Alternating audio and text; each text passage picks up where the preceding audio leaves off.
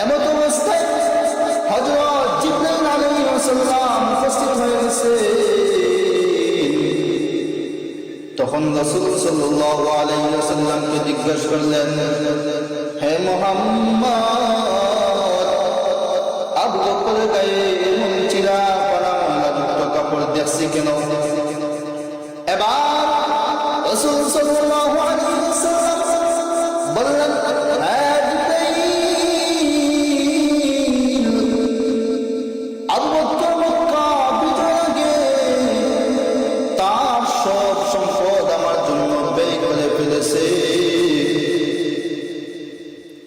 এবার হযরত জিবরাইল আলাইহিস সালাম বললেন, আল্লাহ আপনাকে সালাম দিয়েছে আর আপনাকে তার আবু বকরের কাছে জিজ্ঞাসা করতে বলেছেন।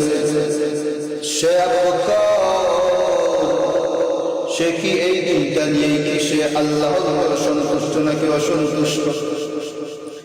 আবার রাসূল সাল্লাল্লাহু আলাইহি ওয়াসাল্লাম আবু বকরকে উদ্দেশ্য করে বলতেছে, আবু বকর, আল্লাহ পাক আপনাকে সালাম দিয়েছেন আর জানতে চেয়েছেন আপনি এই দিনটা নিয়ে কি সে আল্লাহর উপর সন্তুষ্ট নাকি অসন্তুষ্ট? তখন হযরত আবু বকর রাদিয়াল্লাহু তাআলা আনহু বললেন, হে আল্লাহর রাসূল,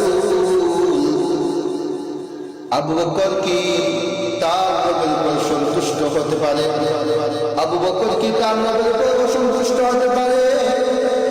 তিনি অতি উচ্ছ্বাসে বলতে লাগলেন, আমি আমার রবের উপর সন্তুষ্ট, আমি আমার রবের উপর সন্তুষ্ট। সন্ধ্যা গড়িয়ে এল, রাসূল সাল্লাল্লাহু আলাইহি ওয়াসাল্লাম বসে আছে, পাশেই রয়েছেন তার প্রিয় সাহাবাগণ, যেন পূর্ণিমা রাতের চাঁদের আশেপাশে তার কাজ রয়েছে। রাসূল সাল্লাল্লাহু আলাইহি ওয়াসাল্লাম কথা বলতেছেন, এক পর্যায়ে তিনি বললেন,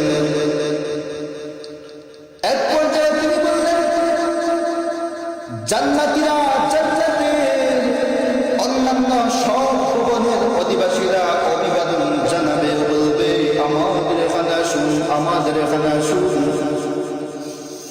হযরত আবু বকর রাদিয়াল্লাহু তাআলা অতি আগ্রহে জানতে চাইলেন, এমন ওই ব্যক্তি দুনিয়াতে এমন কি ভালো কাজ করেছে যার ফলে সে জান্নাতের মধ্যে এমন মর্যাদা পাবে?